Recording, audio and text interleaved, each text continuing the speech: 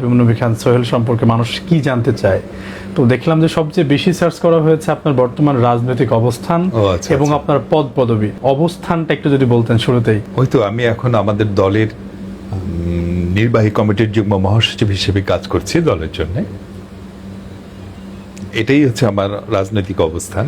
আচ্ছা, যেহেতু সম্প্রতি একটা নির্বাচন শেষ হয়েছে, নির্বাচনে আমরাও ফলাভাবে প্রচার করেছিলাম আপনি নির্বাচন করবেন, আপনার হয়তো প্রস্তুতি ছিল, আপনি নির্বাচনটা করেননি। এরপরের রাজনীতি থেকে কি কখনো মনে হয়েছে যে আপনি বঞ্চিত হচ্ছেন বা আপনাকে বঞ্চিত করা হয়েছে? দেখেন, আজকে আমি মূলত আমাদের দলের সৃষ্টি, দল আমাকে তৈরি করেছে। সুতরাং দল আমাকে যখন যেভাবে রাখে, যে কাজ দেয়, আমি সেটাই করি উইথ হার্ট অ্যান্ড সোল। আমি সে কাজটাই করি।